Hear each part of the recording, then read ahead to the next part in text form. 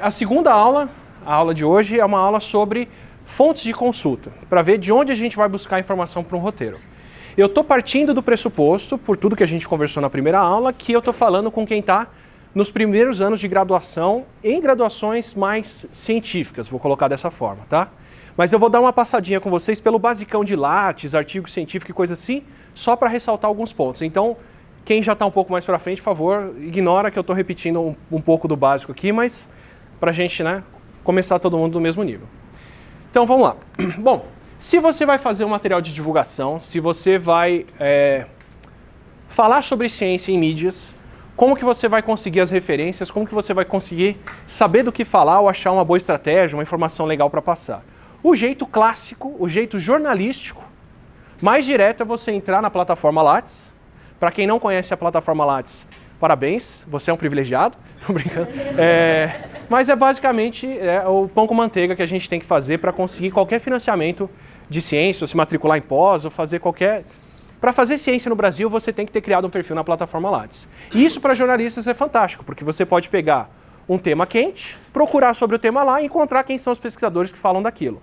Esse é o jeito clássico que a gente falou na aula passada, de procurar alguém que produziu na área, que tem a reputação para trazer essa pessoa com reputação e dar voz para ela. Aqui um exemplo, eu procurei sobre Zika vírus para ver quais são os pesquisadores brasileiros que trabalham com Zika vírus. E o Lattes se organizou meio que por publicação já direto. Ele começou dando pesquisadores do mundo inteiro, aí eu restringi para brasileiros. Eu não sei como restringir para instituições brasileiras, que era o que eu queria ter feito, mas eu não vi essa opção no Lattes, mas dava para restringir para pesquisa feita no Brasil e ver o nome das pessoas que estão aqui. Então isso daqui para o jornalista já era o pão com manteiga. É aqui que você chega em quem você procura entrevistar. Pega 15 nomes, liga para essas pessoas, porque o Lattes já tem até o ponto de contato, e vai ver quem pode explicar para você aquele conteúdo. Para divulgadores de ciência que são cientistas ou que têm uma base científica, para mim a gente vai inverter um pouco isso. Ao invés de procurar um especialista para falar sobre um assunto, nós temos a formação e a gente vai procurar como falar sobre o assunto, considerando que você já tem essa especialidade. Então essa é a aula de hoje, não é como buscar uma boa fonte para a sua matéria, mas sim como você conseguir o material que você precisa para escrever o seu material de divulgação, tá? Só para deixar a coisa bem clara. Então vamos pular o jeito clássico. Vamos para a busca de como encontrar as coisas.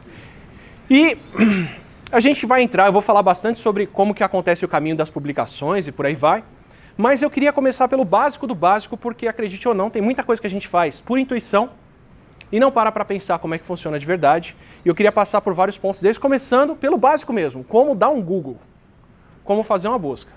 Porque tem algumas coisinhas aí que ajudam muito a vida da gente, que se você não tiver oficializado elas, você vai passar um certo perrengue. Por exemplo, alguém sabe me dizer aqui como que o Google organiza o que ele mostra para você quando você faz a busca? Por que o Google é o Google? Porque ele tem um sistema de ranqueamento, né? Para quem usava a internet pré-anos 2000, que ainda acessou o Alta Vista, ou o buscador KD do Brasil, os buscadores antigamente tinham um problema muito sério de como organizar o que você está procurando. E alguns deles, o Alta Vista foi um dos primeiros mais espertos, mas os primeiros buscadores eles eram mais indexadores. Dava para você receber os resultados em ordem alfabética, ordem aleatória. E o que o Google fez foi aplicar um pouco de inteligência nisso, né? O Sergey Brin, que é um dos pesquisadores lá, acho que foi o Sergey, não foi o Larry Page. O trabalho... Não, foi o Larry Page. O Larry Page, inclusive, chama de PageRank, dizendo que é ranking de páginas, mas na verdade era o ranking dele. A tese dele foi em como organizar a informação de uma maneira mais acessível. E o que ele sugeriu, o que eles propuseram para o começo do Google foi: o que diz a reputação de uma página é quantos links aquela página recebe. Então, se a página recebe muitos links, é porque muitas pessoas estão falando daquela página, então ela deve ser uma página mais interessante.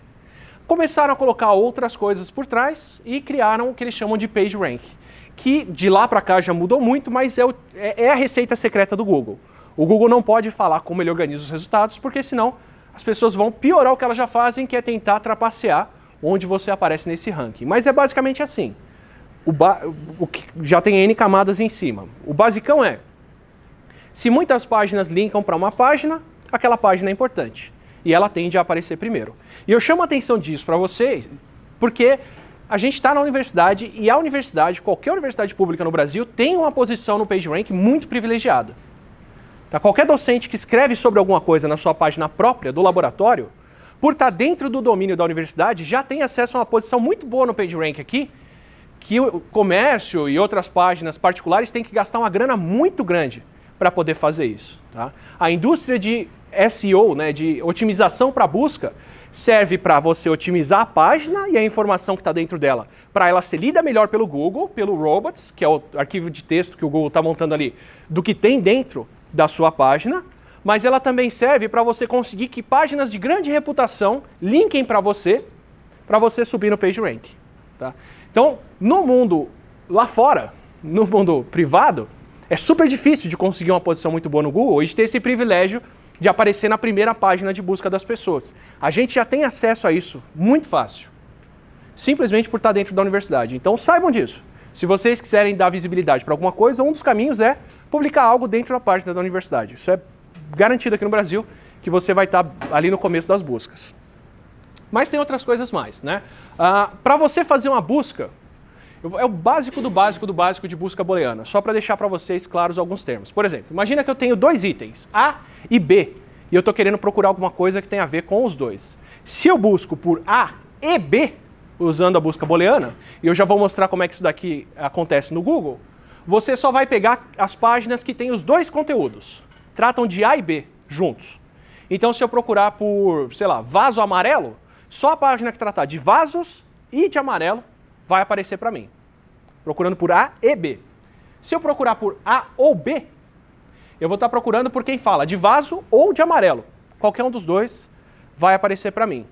E se eu procurar por A, não B, só vaso e não amarelo, eu só vou encontrar páginas que citam vasos, mas que não falam da cor amarela. E no que isso se traduz no que a gente busca?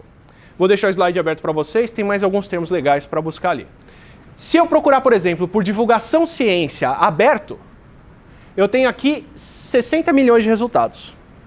Porque são basicamente todas as páginas que o Google encontrou que falavam ou a palavra divulgação ou a palavra ciência.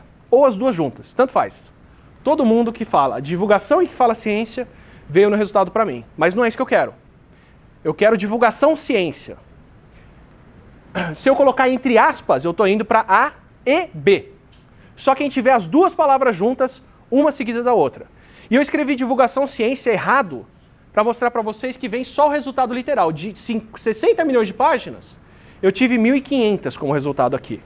São só as páginas onde aparece exatamente a palavra divulgação e em seguida a palavra ciência. Não é divulgação de ciência, não é divulgação científica, não é nada. Para quando você estiver procurando um nome de espécie, para uma situação, problema, para o nome de uma figura histórica, para algo específico que aconteceu, você buscar entre aspas, vai te cortar um caminho desgraçado. Justamente por isso. Tá? Outra coisa que também dá para fazer, eu procurei por divulgação menos ciência. Então é divulgação not ciência. São as páginas que falam de divulgação, mas que não tem a palavra ciência lá dentro. Então eu estou fazendo um menos o outro, porque tem hora que é isso que está vindo e não é o que você quer saber. Se você procurar por quântico e vier 500 mil páginas de coach, você pode procurar por coach, por quântico, menos coach. Pronto, você se livrou de muita coisa que você não precisava estar lendo, pelo menos junta numa busca. Então, de 60 milhões de resultados, ele está me dando agora 98, porque são só as páginas que falam divulgação, e ele procurou até mais páginas. Mas nenhuma delas tem ciência ali dentro. Tá? É o básico. Tá? O básico é o mesmo. Mas é simplesmente como é que você vai achar algumas coisas sem se atrapalhar no meio do caminho. Outras coisas que são muito boas para fazer no Google. Se você quer procurar um assunto e você quer saber o que é apelativo naquele assunto, corta caminho. Usa crowdsourcing. A gente vai falar disso em estratégias de como deixar um roteiro mais interessante, mas já para adiantar para vocês, uma coisa que eu faço direto, eu quero procurar sobre o que eu vou falar de evolução que é interessante para as pessoas. Vamos procurar onde as pessoas estão compartilhando coisas interessantes. Por exemplo, em inglês, para mim um bom caminho para cortar é procurar o que sai no Reddit. Então eu uso lá em cima, site, reddit.com. E agora ele só vai me dar resultados que estão dentro do Reddit. E aí eu vou ver o que as pessoas estão compartilhando lá dentro.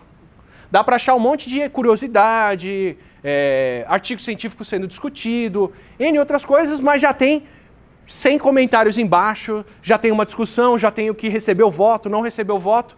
Então já tem uma coragem humana passando por aquele conteúdo para quando eu recebo ele. Já é um bom jeito de eu encurtar caminho. Quero saber o que as pessoas falam disso, quero saber como que eu resolvo esse problema nesse programa, ou quero saber como que eu trato desse assunto. Deixa eu ver se alguém compartilhou uma curiosidade legal dessa no Reddit. Por exemplo, que imagem que as pessoas fazem fora do Brasil sobre praias do Espírito Santo? Procura Reddit Espírito Santo. E aí você vai ver o que as pessoas estão falando lá dentro. Já é um bom jeito de você pensar com outro ponto de vista sobre aquele conteúdo que você quer tratar. Isso vale para qualquer coisa.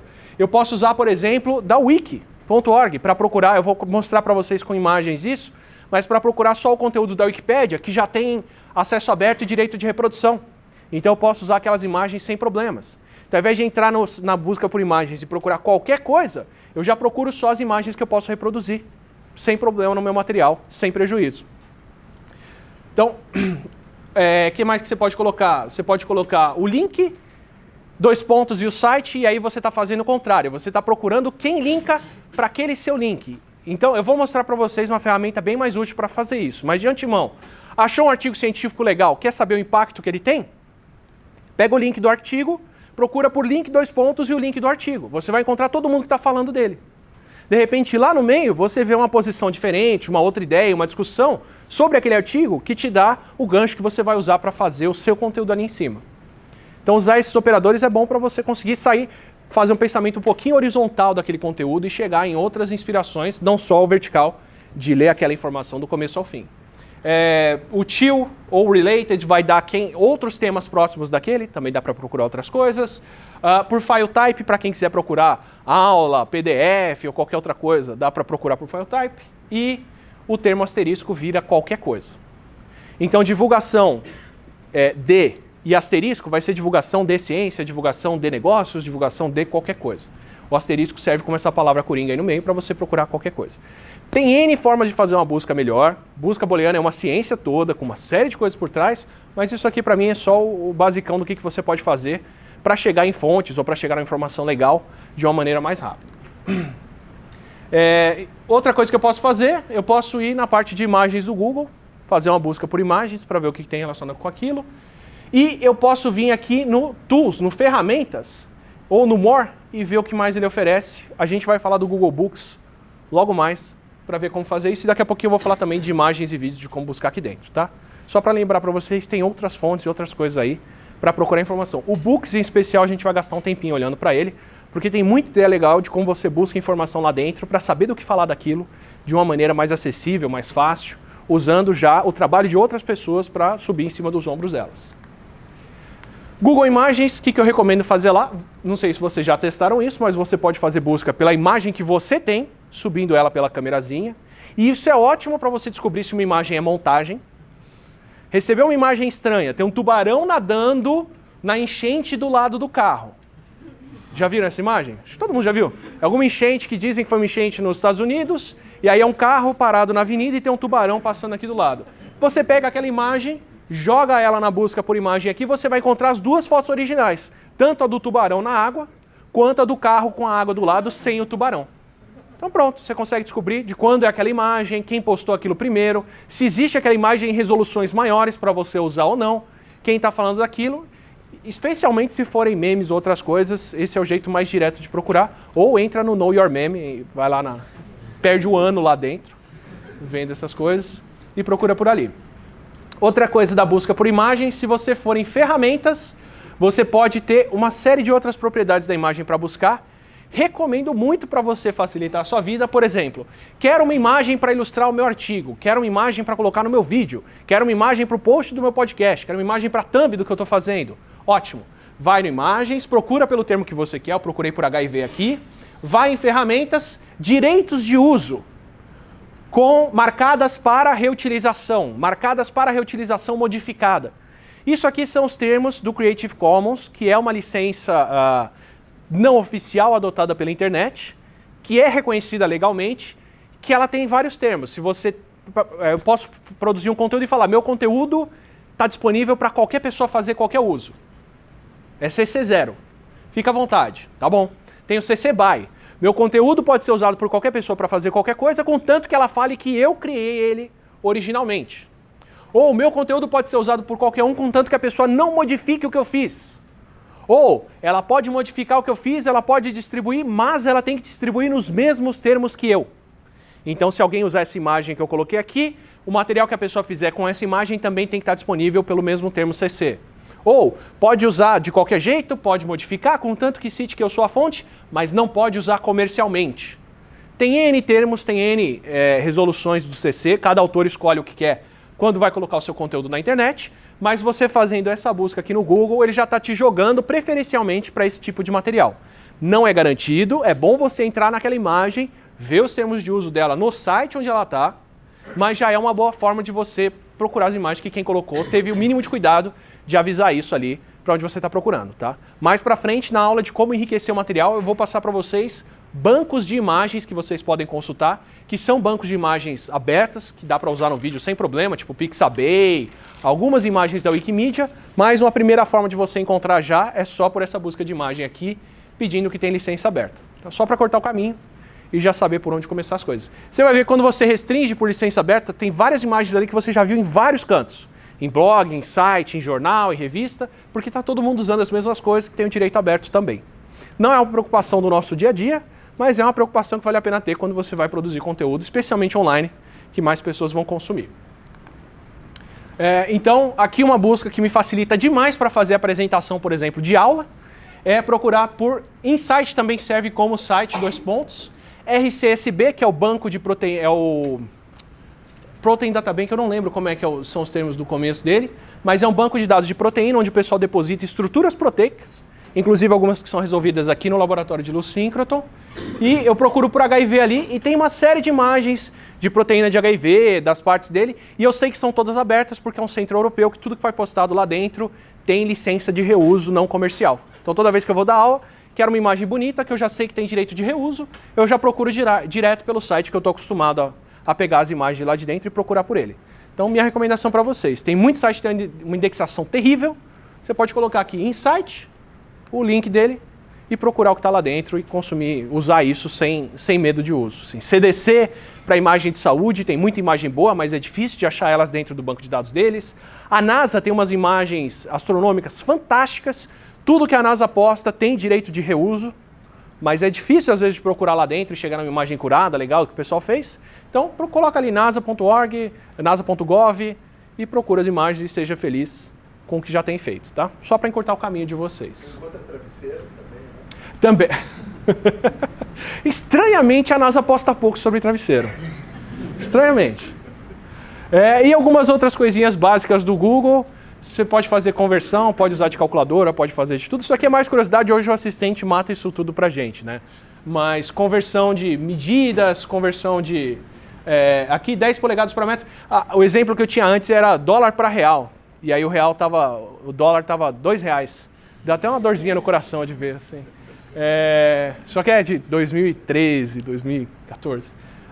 Coloquei aqui clima Unicamp, eu estava vendo como é que estava a temperatura aqui ontem. Definir evolução, ele me dá tradução e outras coisas, só para dizer, né, outros usos do Google. Mas isso o assistente hoje em dia dá conta, muito mais fácil para a gente. Mas vamos para o que realmente vai fazer diferença para a nossa vida, para o Google Scholar. Introdução básica do básico para isso. Toda a informação científica que a gente vai usar, em algum momento, teve que estar em um artigo científico, certo? Esse é o começo de como a ciência é comunicada. Você pode ter até acesso à informação por outras fontes, mas o ideal é que ela já tenha sido revisada por pares e esteja disponível dentro de uma publicação, que não precisa ser uma publicação fechada, mas pelo menos uma publicação com revisão por pares. Então, eu vou tratar com vocês aqui desse tipo de conteúdo científico que a gente vai fazer, do conteúdo que foi publicado em artigos. Que não seja em artigos que você consome ele, mas o artigo vai ser onde você vai verificar essa informação. E eu vou mostrar para vocês a diferença que isso pode fazer quando a gente fala de conteúdo científico. Então, bem ou mal, tudo a gente vai voltar para o básico, que é encontrar um artigo em uma revista científica onde aquela informação apareceu primeiro ou onde ela foi verificada, tá? Então, começando pelo básico do básico mesmo. Para que usar o Google Scholar para encontrar artigos? Eu vou mostrar para vocês por que eu prefiro o Scholar do que o PubMed ou outras coisas, para a gente achar informação. Então isso aqui é se você vai fazer o caminho longo para explicar alguma coisa. Eu quero explicar como acontece, não sei. Me fala um fenômeno físico, gente. Recente. Um fenômeno físico recente que saiu na mídia. Ondas gravitacionais. Eu quero falar sobre ondas gravitacionais. Fazer isso do jeito duro, eu vou mostrar outros atalhos que a gente pode ter, mas fazer isso do jeito basicão é entrar no Google Scholar, procurar por ondas gravitacionais e ver o que tem de publicado na bibliografia científica sobre isso. É a melhor fonte para você ler? Não vai ser a mais acessível, já adianto. O formato de um artigo científico, ele não é a melhor coisa para a gente ler. E se você for fazer um conteúdo baseado em artigo científico, você vai ter que ler muito artigo. Então eu vou passar várias estratégias para a gente evitar isso. Mas de qualquer forma é bom você chegar na fonte original e ver onde aquela informação foi publicada primeiro. Eu vou mostrar a diferença que isso faz. Então por que eu gosto muito de fazer a busca no Google Acadêmico? Primeiro porque quando você procura pelo termo, ele organiza os artigos que ele te entrega por citações. O básico do Google, o PubMed não. O PubMed, sei lá qual era a indexação que eles faziam de primeira para apresentar os resultados. O Scholar o que ele faz é te oferecer primeiro os artigos mais citados. Então isso já é uma métrica, que nem sempre é válida, de um artigo que é importante na área porque tem muita gente citando ele. Tá? Nem sempre é válida porque tem muito artigo importante que não é tão citado, especialmente se ele fecha uma área e ninguém mais discute nada dentro daquela área, ou às vezes ele é muito citado pelos motivos errados. E eu vou mostrar como você descobre isso também. Mas via de regra, se você procurar por artigos aqui no Google Acadêmico, a primeira coisa que ele vai te entregar são os artigos mais citados ali, que podem ser os mais importantes. O que você pode fazer para cortar o caminho aí? Você pode, por exemplo, clicar nos autores dos artigos e cair no perfil dos pesquisadores. Então, por exemplo, eu procurei o artigo Scientific Knowledge and Attitude Change e caí no perfil da Dominique Brossard, que é alguém que a gente vai citar muito ao longo do curso, que é uma pesquisadora canadense que trabalha com como as pessoas consomem ciência na internet. Então, quando eu for atualizar a aula para vocês, que a gente vai ter mais para frente, em setembro ou outubro, sobre como as pessoas consomem informação na internet, eu vou vir aqui no perfil da Dominique, vou organizar os artigos dela por ano e vou ver as últimas coisas que ela publicou. Porque, de repente, ela atualizou um pouco o que eu estou falando já. Ou ela está trabalhando com novas pessoas que são legais para eu saber. Então, se eu não domino essa área, não tenho familiaridade com uma área que não trabalho o tempo todo, mas eu quero chegar na informação rápido ali, eu pego os artigos mais citados, vejo quem são os autores, quem tiver um perfil clicável, principalmente se tiver nas pontas, se for entre os primeiros autores ou entre os últimos, e vou no perfil dessa pessoa para ver o que ela publica, para ver o que saiu naquele ano. Às vezes é alguém bem citado, bem recomendado dentro da área, e eu já estou encurtando o caminho aqui, indo direto para um especialista. Também posso fazer o seguinte, posso ver os termos que essa pessoa elegeu aqui, como importantes para a linha de pesquisa dela, e clicar nos termos. Porque se eu clicar nesse termo, eu vou cair num ranking do Google de todo mundo que trata daquele assunto e é mais citado também. Continuo consultando o especialista, mas eu estou indo no trabalho que esse especialista produz agora, fazendo um caminho um pouco mais longo que o caminho jornalístico que a gente deu de exemplo no começo da aula. Mas dá para você ir ali pelo label da pessoa e procurar todo mundo da área que é relevante para ler um pouco mais sobre essa área. Mas você também pode cortar caminhos de outra forma. Por exemplo, procurei aqui pela Beth Colbert, que é uma autora de artigos e de livros que eu uso bastante no meu material. O que mais que eu posso fazer? Posso refinar a pesquisa por ano.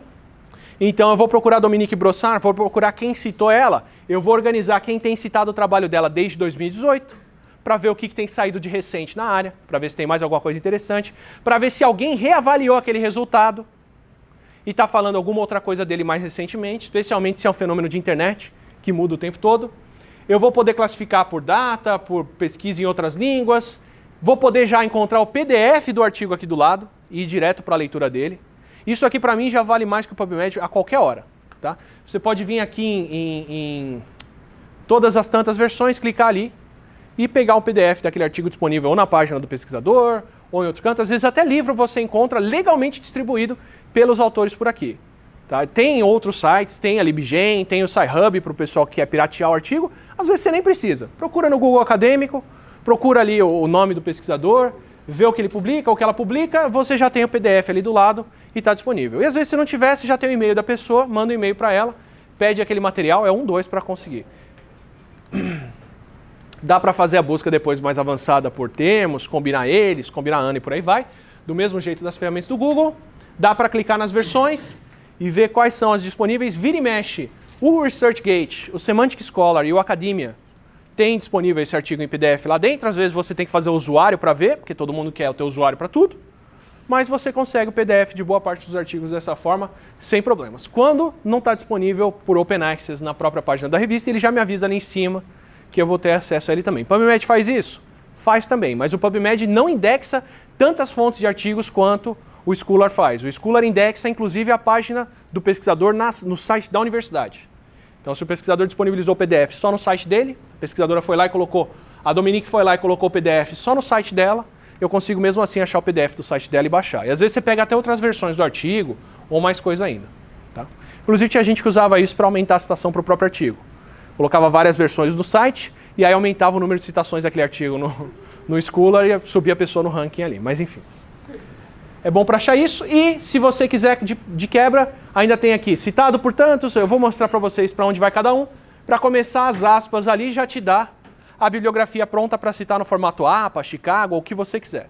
Então eu, normalmente, quando eu estou fazendo o roteiro do Nerdologia, eu já tenho a extensão do Google Scholar no navegador.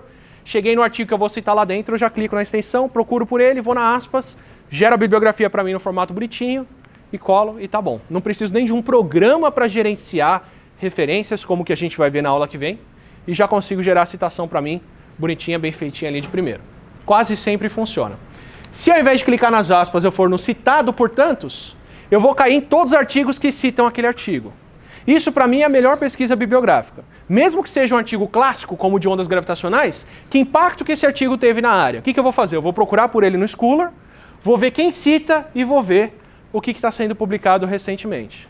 É assim que você pega alguns erros, por exemplo, de um artigo. Eu vou dar um exemplo de um artigo que eu peguei dessa forma aqui. Fui ver quem cita e ele estava citado em um artigo que falava de erros dentro daquela área de pesquisa. E citava o artigo que eu estava procurando e eu tive que deixar de usar ele por causa disso. Então vale a pena ver quem está citando aqui, porque nem sempre essa citação é por bons motivos. Tá? Como que eu vou preparar a aula sobre como as pessoas consomem ciência no YouTube? Eu vou no paper da Dominique, que é esse daqui, New Media Landscapes, que ela fala sobre como as pessoas buscam ciência na internet, saiu na PNAS em 2014, 2013. Vou ver quem tem citado esse paper, quais são os papers de 2018, 2019, que são mais recentes, se tem algum deles bem citado numa revista que eu já conheço e acho legal, e também vou usar ele para preparar minha aula. É assim que eu atualizo a minha bibliografia a cada aula, porque eu li esse paper em 2014, de lá para cá saíram outras coisas. O melhor jeito para mim é esse. Já vejo o que saiu recentemente e para onde essa linha de pesquisa foi. Então, outras vantagens do Scholar, em especial em relação ao PubMed, também incorpora tese, também incorpora artigos não publicados, às vezes você encontra até aula lá dentro. Ponto ruim do Scholar, você também vai encontrar artigo criacionista aí dentro e textos não publicados. De verdade, tem bastante revista criacionista que aparece como se fosse científica aí. E eu estou falando da criacionista não porque não tem outras pseudociências aí dentro, mas essa eu sei identificar. Não faço ideia de que outras áreas e outras revistas de meio caminho também estão erradas e estão indexadas ali dentro. A busca é fácil. Organiza pela relevância das citações e te dá as versões em PDF quando estiverem disponíveis, tá?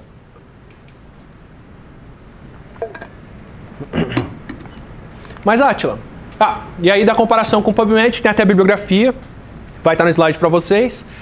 Já fizeram a comparação do corpus, já fizeram a comparação dos artigos indexados nos dois, e o Scholar ganhou por ser mais fácil e mais prático.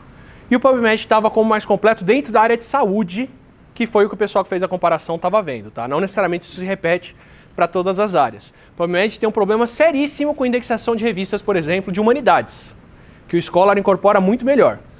Então não sei dizer até onde isso se estende também. Pode ser que na sua área seja mais relevante usar uma ou outra. Mas vamos ao que importa de verdade. Eu quero cortar caminho, Átila. Eu não quero ler 500 artigos para entender o que tem de relevante naquela área. Eu quero fazer o meu vídeo de divulgação logo, sem ter que ler tanta coisa. Tudo bem. Então é hora da gente usar a saída B, que são as altmetrics, que são as métricas alternativas daqueles artigos. Vou dar uma para vocês aqui. Google Books. É fantástico para você fazer isso, tá? Quer falar de alguém, quer falar de alguma situação histórica, quer falar de ondas gravitacionais, esse ainda é mais recente e você vai ter um pouco de dificuldade para encontrar. Mas, eu quero falar sobre herança genética de um gene só. Vou lá, procuro por doenças genéticas na Wikipédia, encontro uma doença genética que é uma herança de um caractere só, por exemplo, sei lá, daltonismo, entro no Google Books e procuro por daltonismo. Ou pelo artigo que resolveu isso naquela área. E aí eu vou achar todos os livros que o Google indexou que que citam aquele caso. Então eu não preciso ir pro artigo científico, eu posso ir para quem usou esse artigo para fazer um livro e discutir em cima dele outras consequências. E o bom é que muitas vezes eu já caio direto na página, no capítulo daquele livro, e está disponível inteiro no Books, pelo menos aquele trecho, e eu posso usar aquilo. Então, muito do que eu cito no Nerdologia, por exemplo, são os livros que eu ouço. Mas os livros que eu não ouço, eu encontrei assim.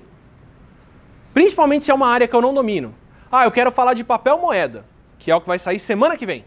Da invenção do papel moeda. Eu peguei um termo de um imperador, que foi o que criou o papel moeda na China.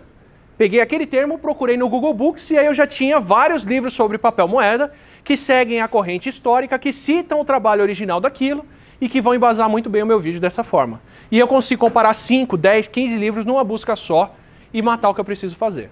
Tá?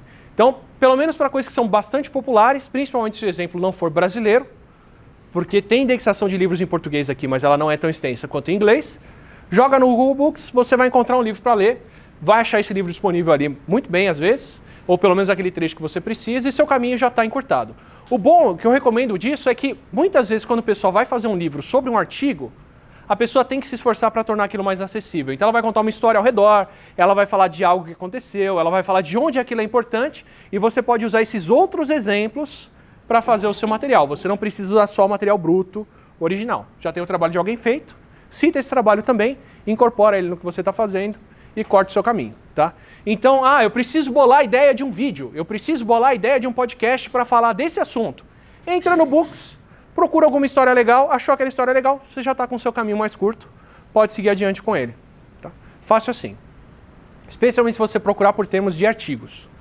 Se você está tentando ir dentro de uma área curta. Aqui eu procurei por ondas gravitacionais, ele me deu vários livros de ondas gravitacionais, a hora que eu clico num livro, ele já organiza os resultados para mim com o termo que eu busquei destacado dentro das páginas lá dentro, todas as páginas desse livro que citam o termo onda gravitacional aqui, para você ver já e ler ele. Tá? Especialmente com livros acadêmicos, o Google Scholar é muito bom. Eles invadiram várias bibliotecas de universidade aí, leram tudo, ficaram para eles, não devolveram para as universidades o que eles prometeram devolver, mas você acha isso muito fácil lá dentro depois. Wikipédia é uma outra ótima fonte para você achar material para usar para a sua divulgação. Não estou defendendo que você leia a Wikipédia e faça um material que você quer em cima do que a Wikipédia fala.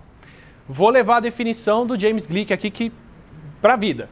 A Wikipédia é a fonte de informação mais completa e menos confiável que a gente tem. Ela tem informação de tudo, mas essa informação pode ser mudada a todo momento. Mas a Wikipédia tem uma vantagem muito boa. Ela tem fontes. E fontes da Wikipédia são muito boas. Para mostrar que essas fontes são boas. Começo com essa discussão aqui, que é super famosa, eu sempre tenho que trazer ela, que é se a Wikipédia é uma fonte ou não confiável de informação. Foi o pessoal da Nature, puxou um monte de artigo da Wikipédia, puxou artigo equivalente da Enciclopédia Britânica e comparou erros. E falou, de fato, a Wikipédia tem numericamente mais erros do que os artigos da Enciclopédia Britânica. Mas é porque os artigos da Wikipédia são mais volumosos do que os da Enciclopédia Britânica. Se eu for comparar o número de erros por extensão, é até menor na Wikipédia do que a Enciclopédia Britânica. Claro que o pessoal da Enciclopédia Britânica não ficou feliz. Foi lá e publicou um artigo rebatendo a Nature, falando que estava errada a metodologia. Aí a Nature foi lá, fez um editorial respondendo à Britânica, falando, não, tá certo, o método é esse, os artigos estão disponíveis aqui, façam a comparação de vocês. De lá para cá, o cenário da Wikipédia só melhorou. A tendência da Wikipédia é ter artigos mais longos, mais completos, mais atualizados do que os da Britânica e até com menos erros. Não estou dizendo que é sempre o caso.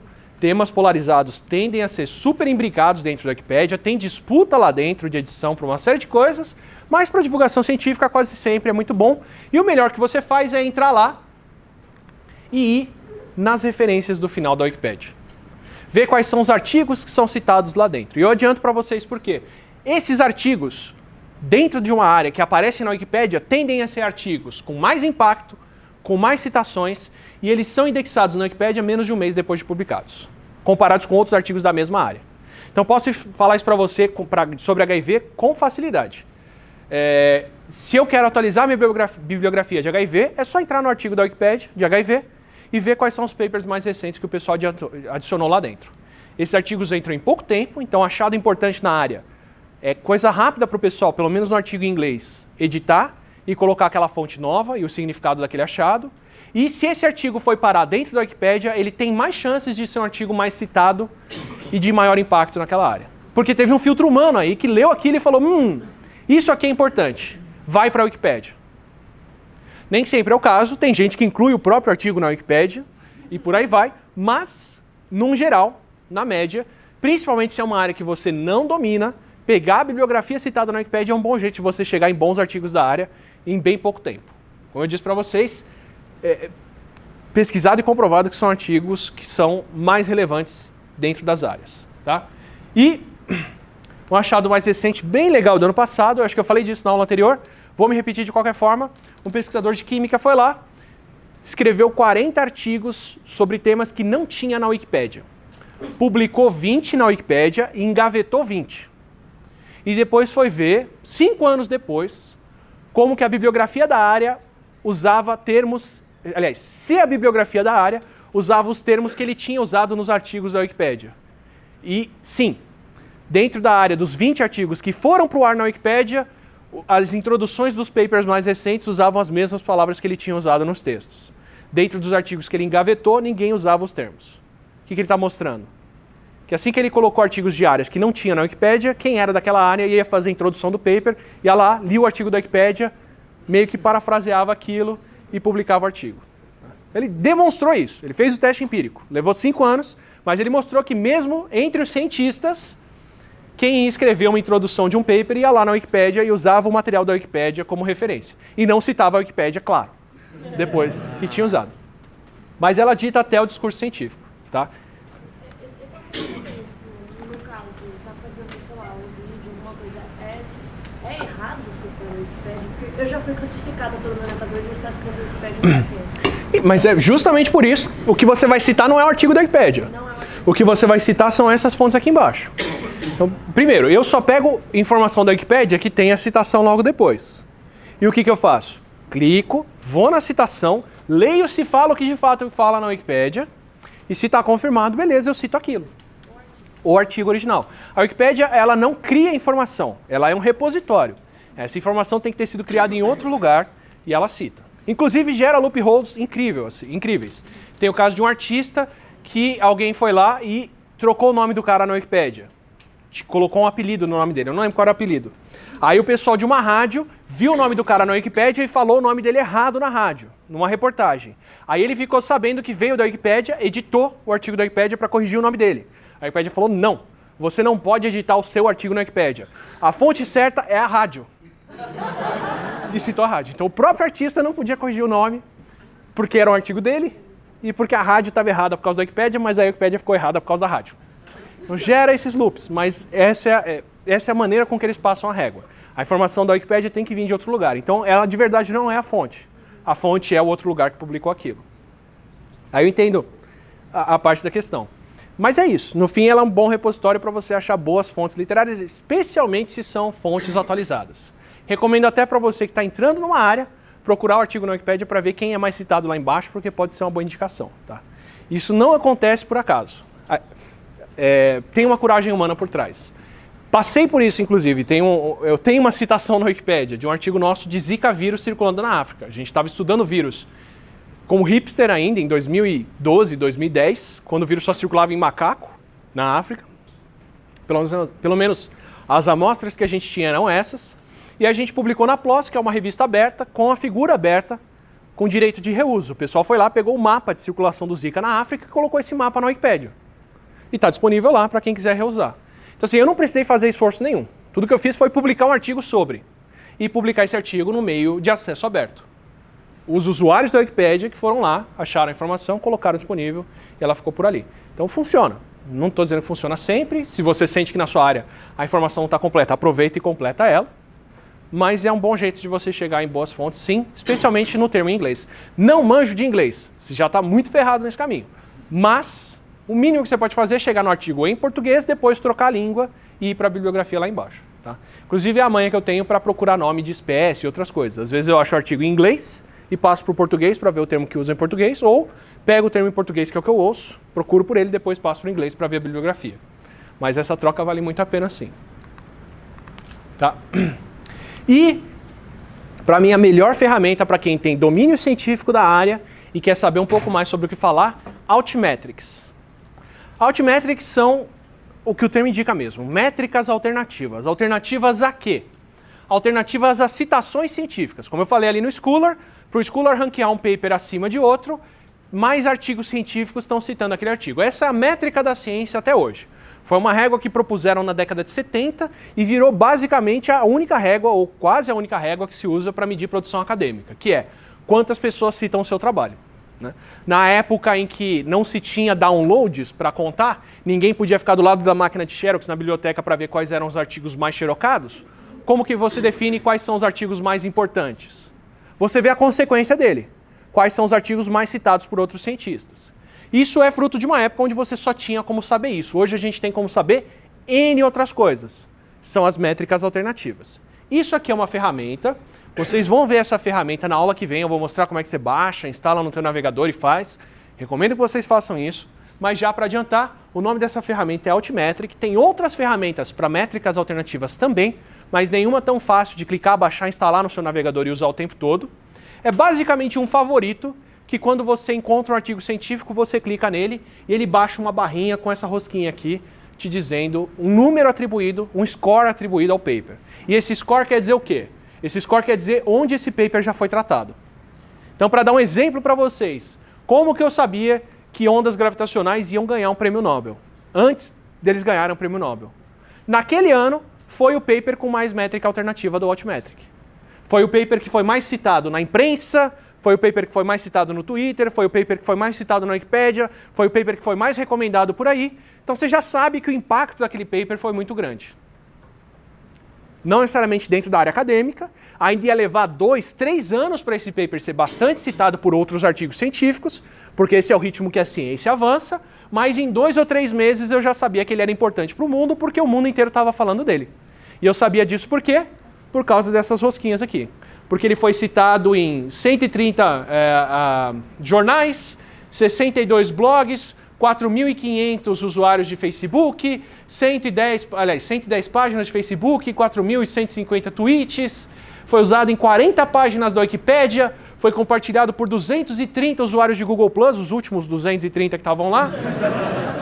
Foi compartilhado no Reddit, foi compartilhado para políticas científicas, para uma série de outras coisas. Métricas alternativas, especialmente quando você foge um pouco do que é hard science, são ótimas para você saber a consequência daquilo. Ah, essa pesquisa brasileira é importante? Só é importante no Brasil? Como que eu sei? Porque ela saiu em português, ninguém leu fora. Putz, como é que eu vou medir o impacto disso então, se não tem autores de fora para citar, numericamente isso não vai ser tão grande. Pô, essa bibliografia sobre Zika tem uma aba aqui dentro do Altmetric de políticas públicas. Tem uma política da Unesco baseada num artigo brasileiro sobre diâmetro da cabeça do bebê, para falar de microcefalia. É uma pesquisa importante? Eu acho que sim, né? Se ela está ditando a política da Unesco do que é microcefalia, maravilha, não precisa nem ter citação. Não precisa ter ninguém usando para outras coisas. Só por ela ser o que embasa uma política sanitária, para mim já é válido. É uma métrica alternativa relevante de acompanhar. Então recomendo muito que vocês façam isso. Instala o Altmetric, caiu no artigo científico, fonte do que você quer explicar, se você fosse fazer um vídeo sobre ondas gravitacionais, porque o pensamento quântico já estava conectado aqui, e eu sabia que era o exemplo que vocês iam dar. E vem ver o que saiu do outro lado. Para que você vai usar isso? Você pode, por exemplo, vir na aba de News e ver quais são os jornais que estão falando daquela pesquisa. Vai ler, às vezes sai no New York Times, sai na Folha, sai em jornais grandes que tem um bom jornalista ou um bom comunicador científico falando daquele assunto e você lê o que a reportagem fala, te dá um panorama completamente diferente. Os melhores autores de biologia para mim são jornalistas como o Carl Zimmer, que é um cara que quando sai um paper novo de genética humana, ele comenta no New York Times, ele não comenta o artigo, ele comenta a área. Então ele chega e fala, olha, desde 70 o pessoal estuda neandertais, descobriram isso nessa época, no passado saiu esse resultado importante, e esse ano esse cara resolveu esse problema, essa pesquisadora aqui mudou a área descobrindo isso. Pronto. Então eu tenho um panorama da área inteira com uma reportagem que eu descobri porque ela cita o paper que eu estou interessado. E aí eu vou ler sobre aquilo. Tá? Então se você quer encurtar caminho, não quer ler a bibliografia científica da área, não quer ter que ler 70 artigos para fazer um material de divulgação, mas ainda quer estar embasado pelos artigos, vem nas métricas alternativas, Às vezes você vai achar blogs aqui que são de especialistas de área, que estão comentando sobre aquilo. Às vezes você vai achar perfil de pesquisador no Twitter, que é legal seguir. Tem boas pessoas que eu sigo no Twitter até hoje, porque elas estão nas métricas alternativas de artigos que são relevantes para mim. Então eu sei que são pessoas que compartilham artigos que eu acho interessantes. São pessoas que vale a pena seguir. Vou ver em que página da Wikipédia isso está, para ver para que estão usando e referenciando aquele material. E aí eu consigo ter um panorama muito mais horizontal sobre o que eu quero falar, do que só o vertical de ler aquela informação e explicar ela. Tá? É assim que você consegue outros pontos de vista para falar daquilo. Às vezes alguém fez uma analogia boa, às vezes você tem um outro panorama, ou às vezes você encontra o que eu encontrei com esse artigo aqui, que foi o seguinte. Esse artigo é de um caso do Nerdologia. Eu fui fazer um episódio sobre livre-arbítrio. Eu tinha ouvido 2 livros, porque estava andando bastante para lá e para cá. Vou falar de audiolivro no final da aula aqui, como material de consulta. Não recomendo, porque são horas e horas e horas ouvindo alguma coisa para você chegar em 1 ou 2 informações que você vai usar, mas é o meu jeito de conseguir informação, funciona para mim, beleza. E os 2 artigos de gente da área concluíam falando: o grande problema do livre-arbítrio é que por tudo que a gente mede, ele não existe. Então você tem, por exemplo, me fala quando você teve a ideia de pegar essa garrafa d'água. E se eu estou medindo os seus impulsos nervosos, você começou a tentar pegar a garrafa d'água bem antes em termos de microsegundos, de quando você fala que você teve a ideia de fazer isso. A gente registra primeiro o movimento e depois a intenção. Livre-arbítrio parece mais você justificando as suas ações do que você decidindo elas, porque você queria. E eles concluíam falando: o problema de falar isso é porque se eu aviso para as pessoas que elas não têm livre-arbítrio, elas se comportam mal. E justificam isso dizendo que o comportamento é determinístico.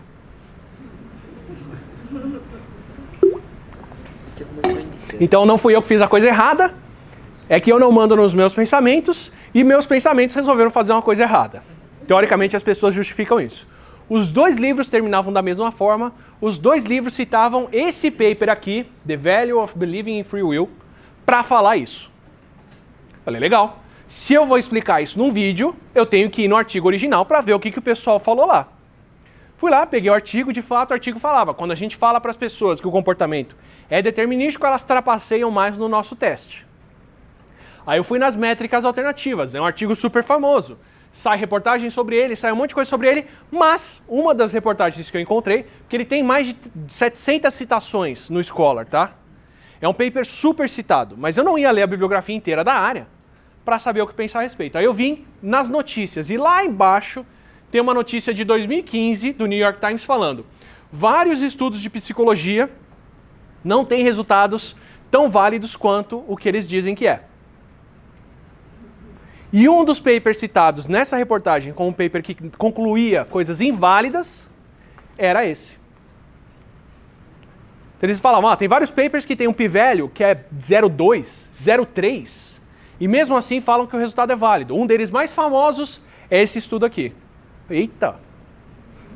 Aí eu fui em quem cita, por que cita? Artigos da Wikipédia, tava lá. Controvérsias em psicologia. Uma grande controvérsia é o pessoal que fala que se você fala que tem free will, as pessoas se comportam mal, que não tem free will, as pessoas se comportam mal, mas é um artigo muito contestado por causa desse problema metodológico. Tirei ele da minha pesquisa, morreu a conclusão do vídeo que eu ia fazer, apesar dessa conclusão estar em 2 papers da área, porque eu consegui ver por aqui que era um artigo bastante questionado. Então adianto para vocês que é válido fazer isso e às vezes é uma preocupação importante. E eu não ia achar isso pela bibliografia científica, porque 700 citações vão ter 30 de papers que estão falando da parte errada e vão ter 670 que estão levando aquilo em conta e seguem fazendo. Dentro das reportagens aqui, a reportagem do New York Times é de 2015. De 2015 para 2019 tem várias outras reportagens dando esse resultado como válido e construindo em cima dele. Então, como eu falei, nem sempre um artigo é muito citado pelo motivo certo. Às vezes ele é muito citado pelo motivo errado. Como que você descobre isso mais fácil? Vem nessas métricas alternativas. Se você não achou, tem boa chance daquele artigo nem ser tão relevante. De repente vale mais você ir para outros. Depende muito da área, claro. Mas é um bom jeito de você cortar esse caminho. Então, como que eu consigo a perspectiva de especialistas de áreas que eu não trabalho? Eu venho aqui. Quem está citando esses papers em blog, geralmente é alguém da área. Eu vou lá, entro no blog da pessoa, vejo qual é o perfil dela, vejo se é pesquisador. Então é o meu jeito de entrevistar um especialista sem falar diretamente com esse especialista. E saber do rolo de área por isso. Tá? Então eu recomendo demais. O Altmetric já me salvou de colocar resultados errados no Nerdologia por conta disso. E já me atualizou de resultados também.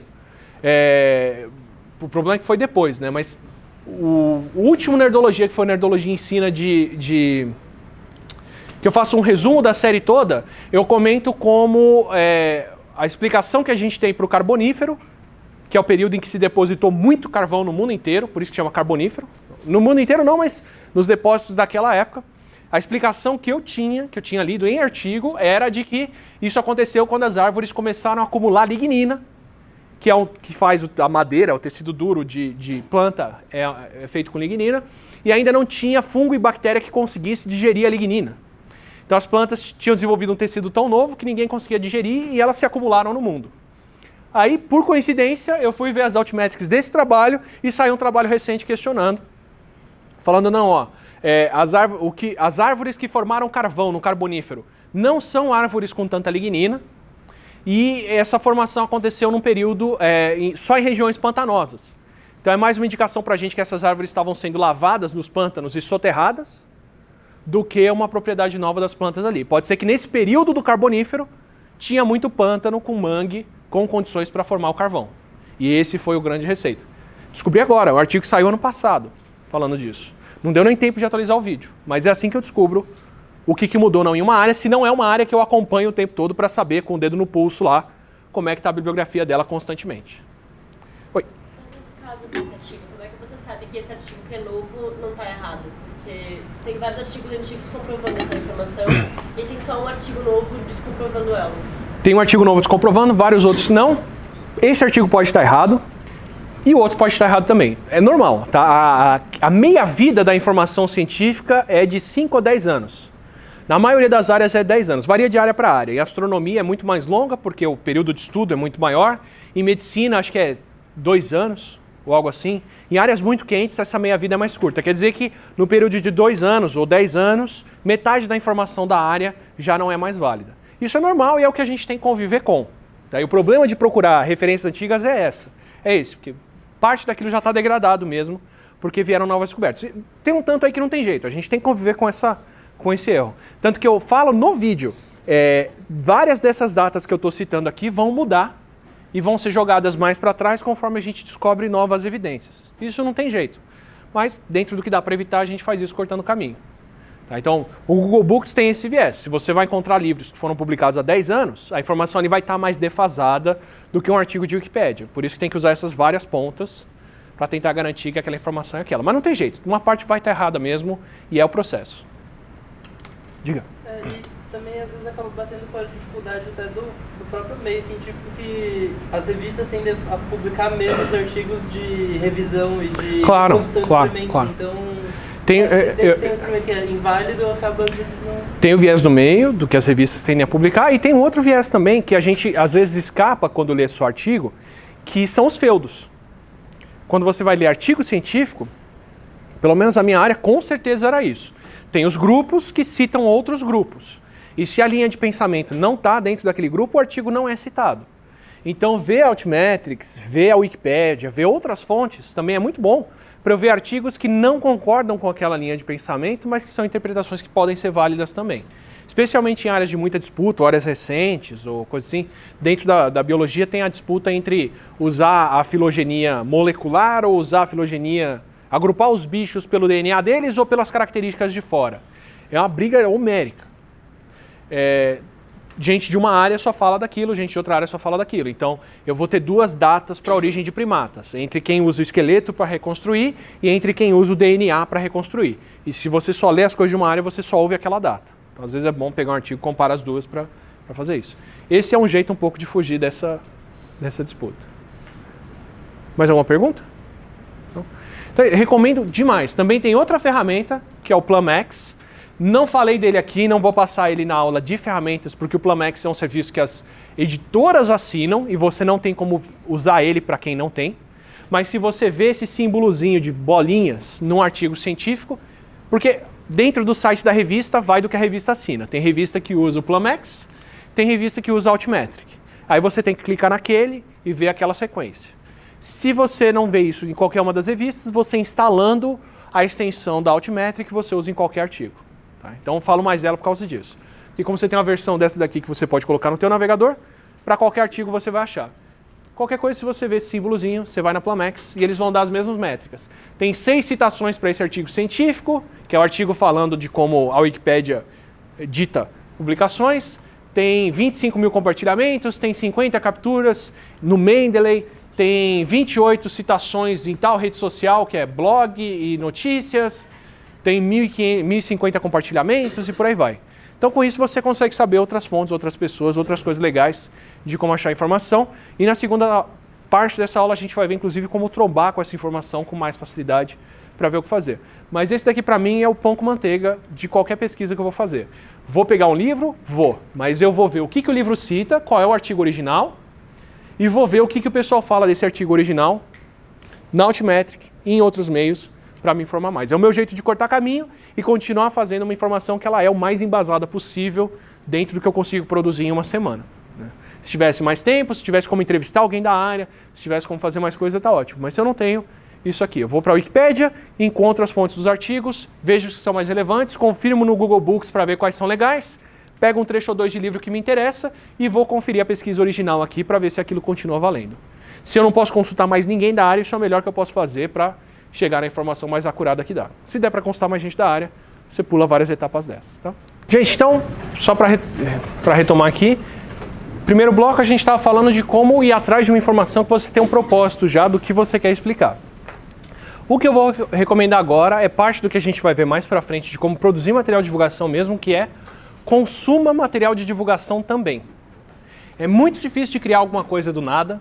O melhor que a gente faz no começo é imitar coisas boas. E se você quer encontrar coisas boas para imitar, a aula de hoje é um pouco sobre isso. Então, como fazer para trombar espontaneamente com... A aula de agora é como trombar espontaneamente com informação que vai te dar bons exemplos de divulgação. Recomendo muito fazer isso, especialmente fora da sua área de especialidade, porque te mantém atualizado sobre outras coisas e vai te dar boas ideias do que implementar dentro da sua área. Tá?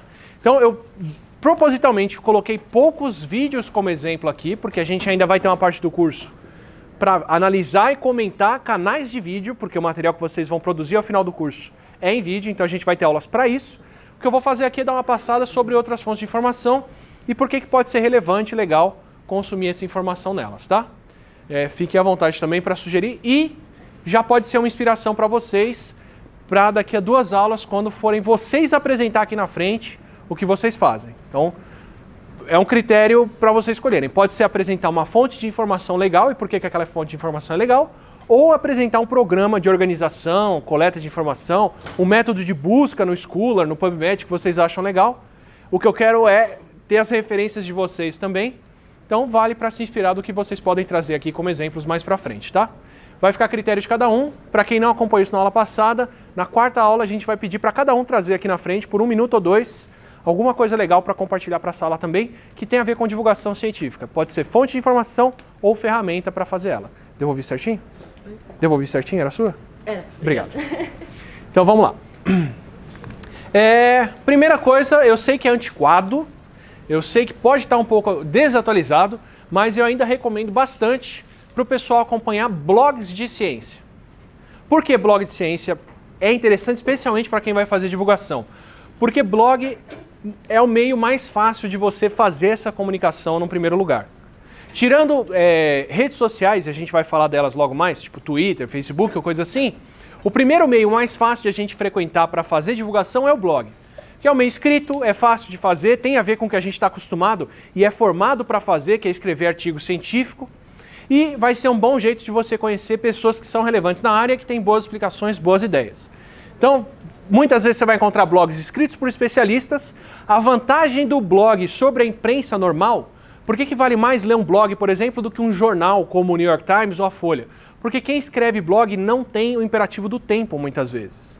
E vai fazer um texto mais elaborado, mais bem acabado no sentido de trazendo mais informação, fazendo conexões, que às vezes é bem mais informativo do que um texto de jornal. Então, por exemplo, saiu a descoberta das ondas gravitacionais.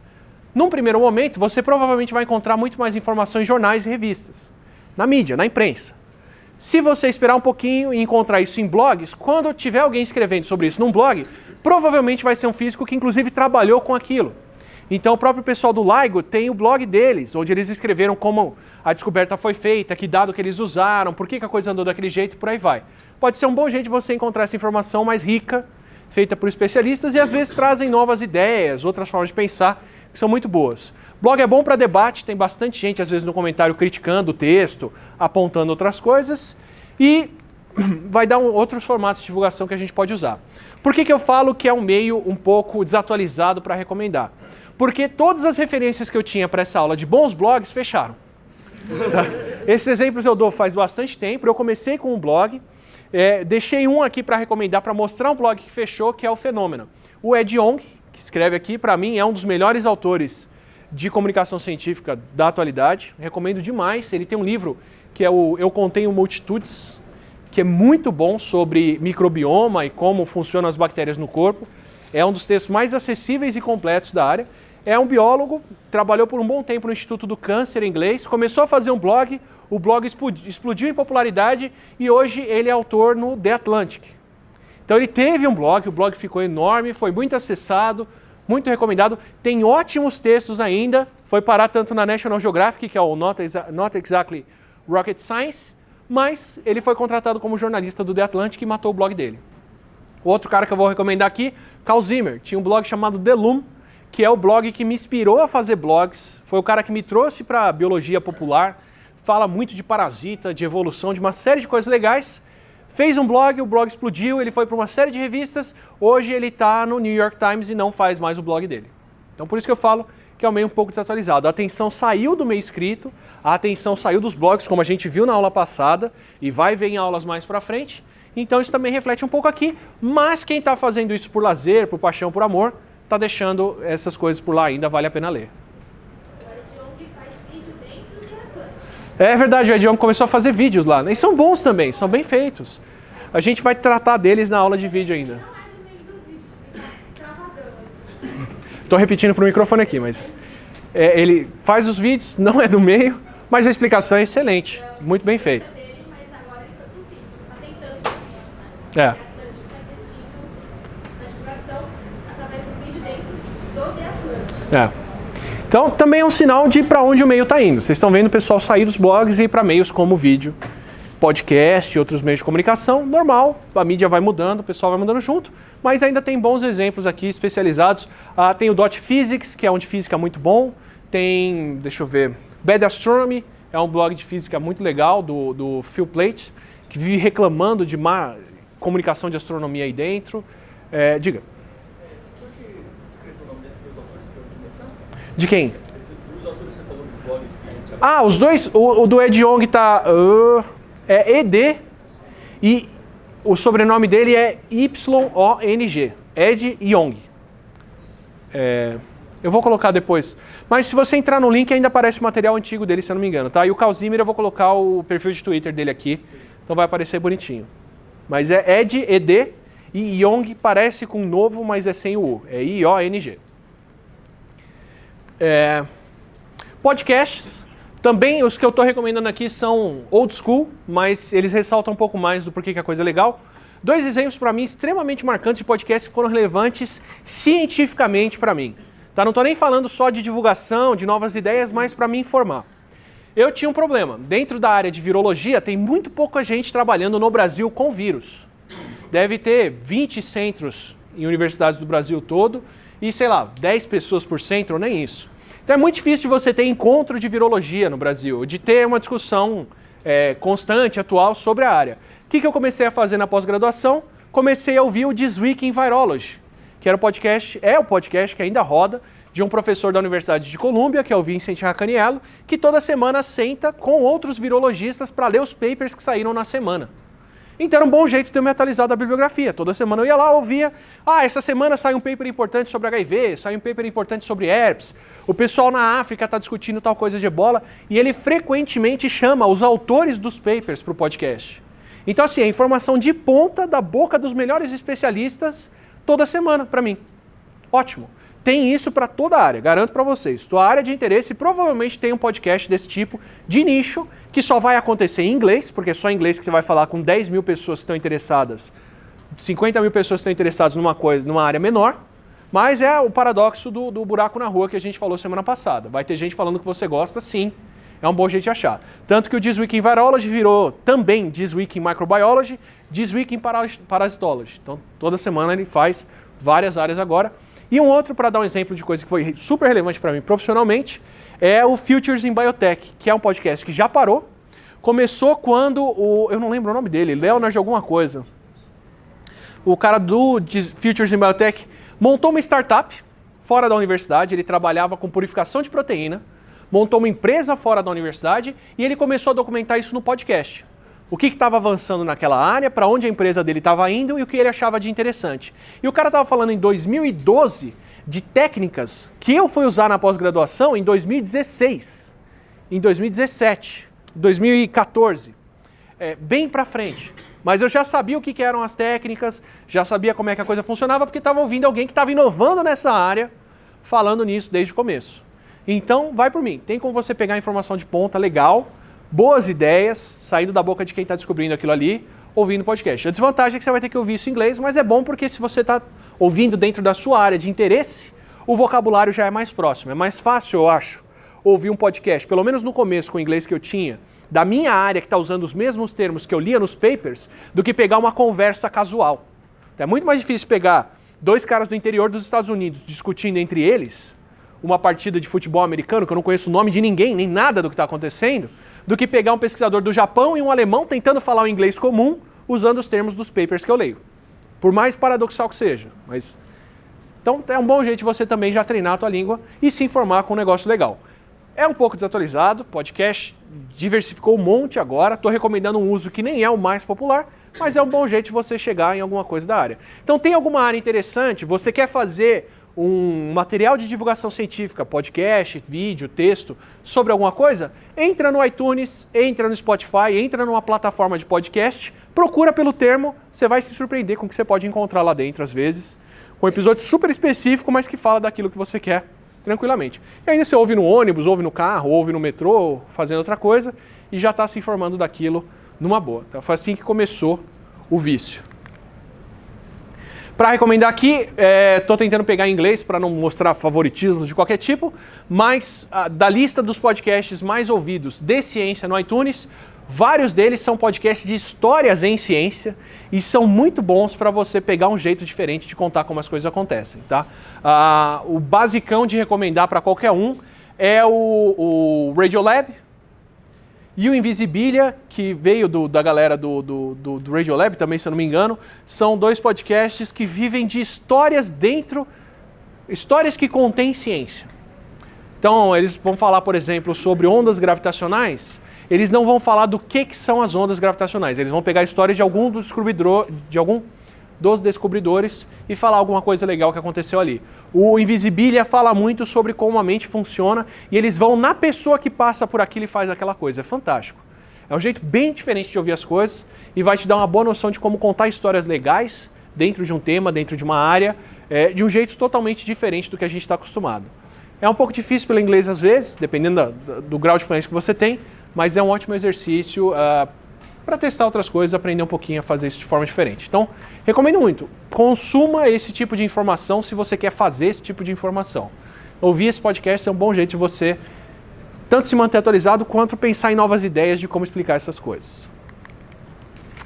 TED está um pouco desgastado, né? Um pouco batido já, mas é um ótimo jeito de você ver como falar daquela área de uma maneira didática. Né, o TED tem esse filtro lá dentro, que são pessoas interessantes, falando de coisas interessantes, nem sempre acuradas, é uma boa ressalva, mas vale a pena para você ver um jeito diferente de falar daquilo, ou como falar em público, ou como fazer uma apresentação sobre aquele tópico. Né? Um exemplo que eu tenho de informação que nem sempre é acurada é o TED eu não lembro o nome dela, da Power Pose. Como é que é o nome da mulher? Da Power Pose, alguém lembra? Que se você fizer a pose de Mulher Maravilha, você vai estar mais confiante e pode seguir fazendo a sua apresentação. E foi uma pseudociência, um negócio que espalhou muito bem. A pesquisadora que trabalha com isso, trabalhava em Harvard, uma série de coisas, fez o TED dela, o TED ficou famoso, teve 20 milhões de visualizações, tem filme, série, até o Brooklyn Nine-Nine. A Santiago vai lá e faz a power pose antes das coisas, porque ela viu o TED da mulher, mas o paper em si nunca saiu e foi super questionado o resultado, então você ia pegar isso na Altmetric do paper dela, de onde o negócio vai, recomendo ainda que você faça esse tipo de verificação, mas a apresentação é fantástica, tanto que viralizou. Então, de qualquer forma, dá uma procuradinha numa área próxima, pensar em analogias. Amy Cuddy, obrigado.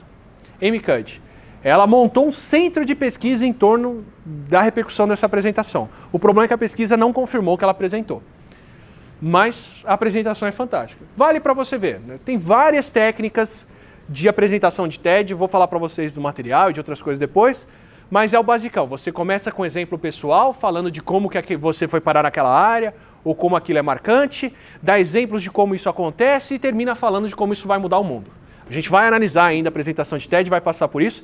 Tem uma apresentação de TED fantástica que é sobre nada. É um cara apresentando sobre como é uma apresentação de TED, que é muito boa. Mas é legal, é um bom cortar caminho para a gente falar do que quer falar, sem ter tanto trabalho.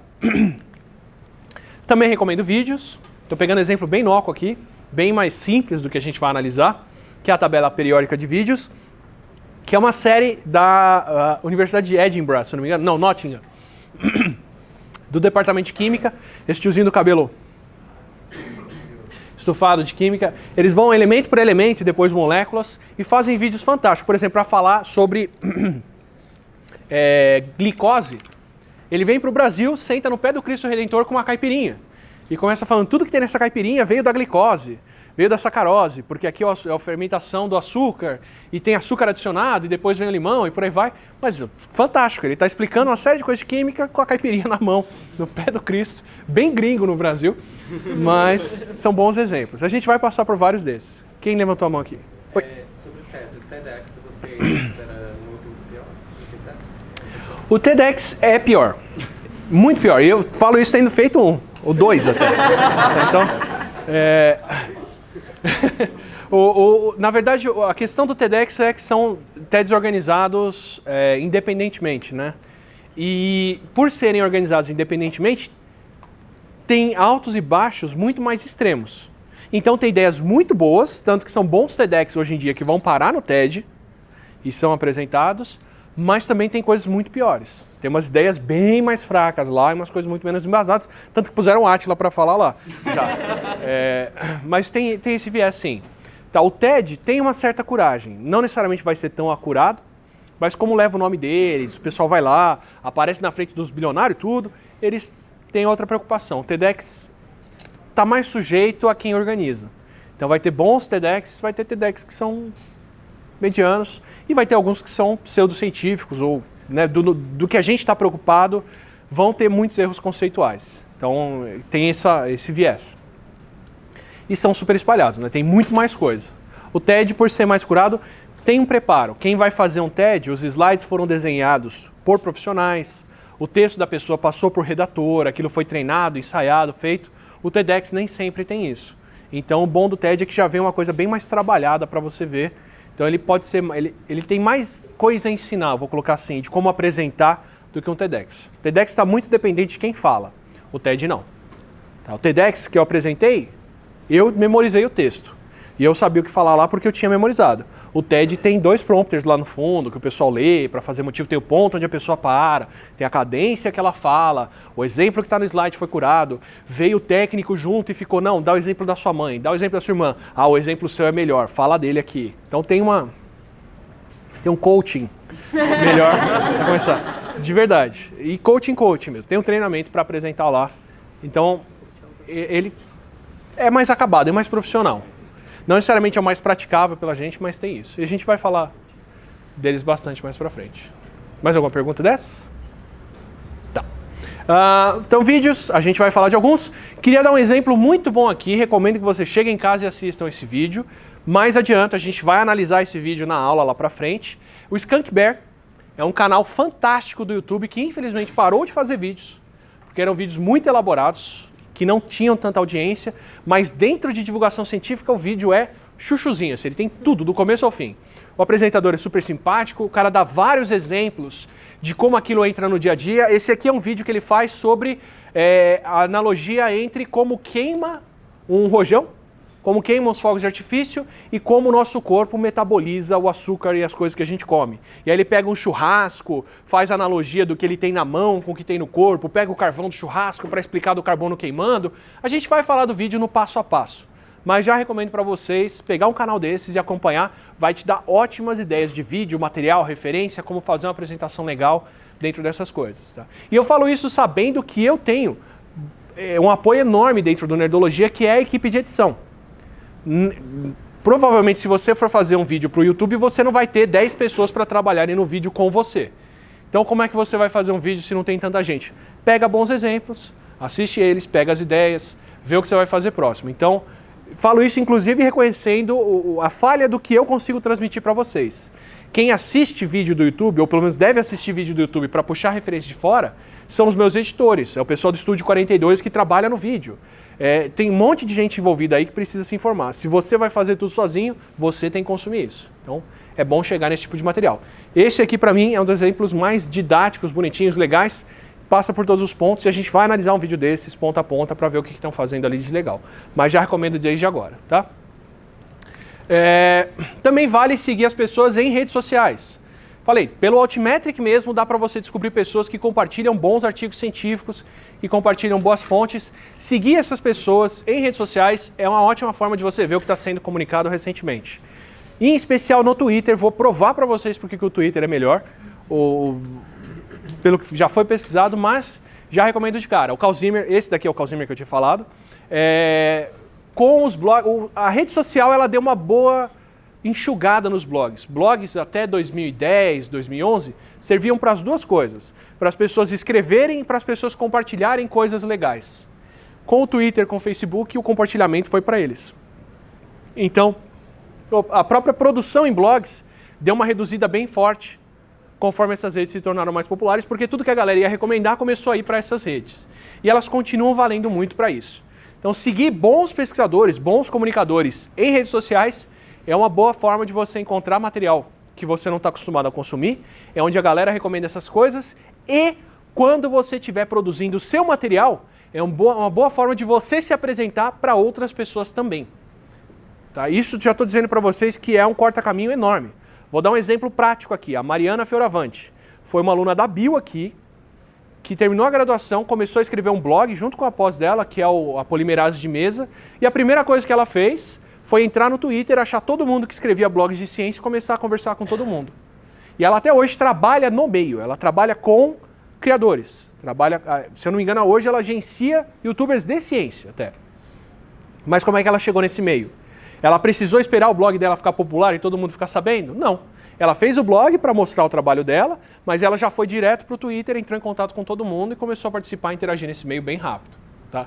Então pode ser um corta-caminho para as duas coisas, para você saber onde consumir e para você apresentar o seu trabalho também. Tá? Recomendo bastante, embora não tenha usado tanto o Twitter atualmente, porque eu quero manter um pouco a sanidade e a esperança na humanidade e está difícil, especialmente nesses meios.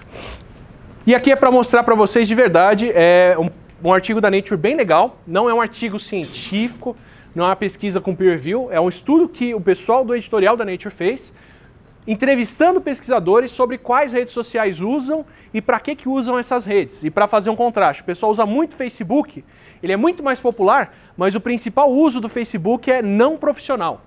É para compartilhar foto de família, é para fazer outras discussões, é para xingar muito, é para discutir política, é para falar de outras coisas. Pelo menos na época, 2015, isso pode estar um pouco desatualizado, a principal rede que o pessoal usava para compartilhar discussões, comentar pesquisa, falar acerca de pesquisa que estava desenvolvendo na hora, compartilhar artigos, falar sobre papers da área e por aí vai, era o Twitter. Então é uma rede que não é tão numérica em termos de uso, mas é uma rede que era muito mais usada academicamente, pelo menos em 2015. Isso pode estar um pouco mais poluído hoje em dia, mas ainda é muito mais ativa para isso, tá? E tem uma ordem de preferência nessas coisas. A gente vai falar mais para frente sobre como as pessoas consomem informação na internet sobre ciência, mas já adianto para vocês, quando você vai ver o histórico de um artigo, você pode ver que o artigo foi muito mais compartilhado no Facebook ou no WhatsApp do que no Twitter. Mas se você vai ver cronologicamente como isso acontece, ele primeiro espalha no Twitter, depois vai para outras redes. Então ele é uma rede menor? É. Com menos uso? Sim. Mas é uma rede mais influente, porque é dessa rede que a informação vai para as outras. Então isso também faz diferença. Tá? Ele é muito legal para isso, recomendo demais o Twitter se você quer consumir pesquisa, falar de pesquisa ou conhecer pessoas que trabalham com isso na área. É o jeito que eu tenho, inclusive, de encontrar autores dos livros que eu gosto. Li um livro, achei legal, vou lá, adiciono ele, compartilho no Twitter o livro, vira e mexe, vem o autor e fala, legal que você curtiu, eu já sigo o cara, já sigo a mulher, vou acompanhar o que posta, ver o que fala, para ter outras ideias, ver o que está saindo na área, seguir jornalistas, seguir pesquisadores, é um bom jeito de você chegar já direto em bons profissionais da área e começar a se inserir nessa área. Inclusive para ver se tem vagas, tem gente interessada, como a coisa está acontecendo. Tá? Então um bom corta-caminho para tudo é o Twitter. Mais usado, pelo menos dentro da área de comunicação e de pesquisa, do que o LinkedIn, por exemplo, né, que vai fazer esse papel dentro de empresários. Né? O pessoal compartilha vaga de trabalho, compartilha empreendedorismo e outras coisas no LinkedIn. Twitter está um pouquinho mais para discussão e para como os artigos são compartilhados, mas recomendo muito. É um bom jeito de entrar em contato com isso. E aqui, só para terminar com a experiência pessoal mesmo, é o jeito que eu consumo informação. Só queria falar um pouquinho disso para a gente seguir para as próximas aulas. Eu hoje, 80%, 90% que eu consumo de ciência é ouvindo, não é mais lendo.